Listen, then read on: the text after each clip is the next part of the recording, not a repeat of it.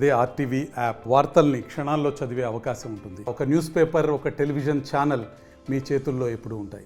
ఈరోజు Tirupati SVIMS hospital, Ruia hospital సందర్శించడం జరిగింది. స్విమ్స్లో మనం ఈరోజు అక్కడ ఇన్ పేషెంట్స్, అవుట్ పేషెంట్స్, స్విమ్స్లో జరుగుతున్న ఏ సేవలు ఎలా జరుగుతున్నాయి 14-15 భాగాల్లో వాటన్నిటిని కూడా డెమో ద్వారా ప్రజెంట్ చేయడం జరిగింది. అసిస్టెంట్ ప్రొఫెసర్స్ కొంచెం తక్కువ ఉన్నారు సిబ్బంది, వాళ్ళు కావాలని చెప్పడం జరిగింది. అంతేకాకుండా ఒక కార్పస్ ఫండ్ దీనికి ఏర్పాటు చేసి కార్పస్ ఫండ్ ద్వారా ఇక్కడ వెంకటేశ్వర స్వామి భక్తులు కానుకలు ఇచ్చే దేవునికి ఇచ్చే కానుకలు ఇక్కడ కూడా వచ్చే విధంగా చేయాలనేసి కూడా ఆలోచన చేశాము. అక్కడ స్విమ్స్ డైరెక్టర్ గారు, మేము, అందరు డాక్టర్స్ అంతా కలిసి ముఖ్యంగా ఈ ఆరోగ్యశ్రీ సేవలు ఈ 4 సంవత్సరాల్లో చాలా పడకేసింది. ఇప్పటికి కూడా 75 కోట్ల రూపాయలు ఆరోగ్యశ్రీ సేవల్లో నుంచి ఇవ్వాల్సిన డబ్బులు డ్యూ ఉంది. ఈ 3 ఏళ్ల కాలంలో కుంటుపడింది.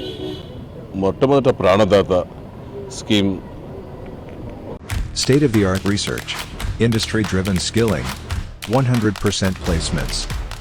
KL, deemed to be university. మన ముఖ్యమంత్రి చంద్రబాబు నాయుడు గారు ప్రవేశపెట్టడం జరిగింది. ఆ ప్రాణదానాన్ని క్రమేణా ఈ వైఎస్ఆర్ కాంగ్రెస్ పార్టీ ప్రభుత్వం వచ్చి ఆరోగ్యశ్రీలో కలపడం జరిగింది. అప్పుడు ప్రాణదాన స్కీమ్ కింద టీటీడీ నుంచి ఎంత ఖర్చైనా భక్తులకు, పేషెంట్లకు, ఇక్కడ వచ్చే అడ్మిట్ అయ్యే వివిధ రకాల పేషెంట్లకు ఉచితంగా వాళ్లకు టెస్టులు అయితేనేమి, మందులైతేనేమి, ఇంకా ఇతరతర సేవలన్నీ కూడా ప్రాణదాన స్కీమ్ కింద ఎప్పటికప్పుడు జరుగుతూ ఉండేది. భగవంతుని దయతో స్వర్గీయ ఎన్టీ రామారావు ఈ యొక్క మా స్విమ్స్ హాస్పిటల్ని ఏర్పాటు చేయడం ఆయన హయాంలో జరగడం జరిగింది. ఈ హాస్పిటల్కు దేశంలోనే ఒక ప్రసిద్ధిగాంచిన స్విమ్స్ హాస్పిటల్.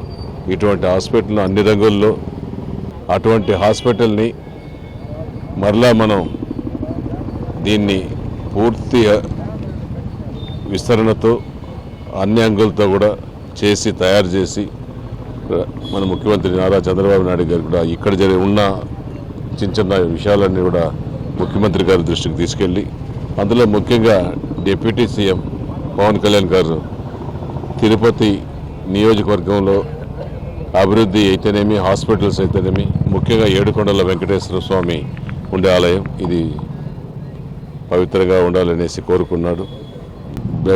బ్లడ్ టెస్టులు, ఈసీజీ, బీపీ, షుగరు, ఇటువంటి టెస్టులంతా కూడా ఇక్కడే చేపించే విధంగా తయారు చేస్తాం. కొన్ని అపోహాలు కూడా సృష్టిస్తున్నారు.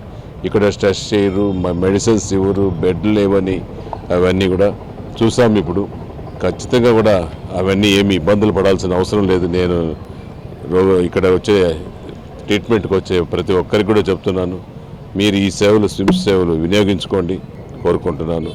కొంత చోట్ల ఆ బెడ్స్, ఎమర్జెన్సీలో ప్లేసులు, ఎక్కువగా అత్యవసర సమయంలో ఎక్కువ మంది వస్తే కొంచెం రద్దీగా ఉంది.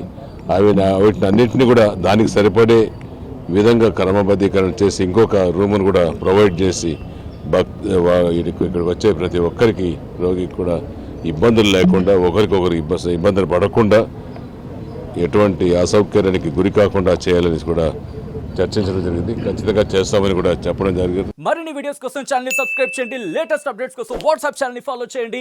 అండ్ లింక్ డిస్క్రిప్షన్ లో ఉంది.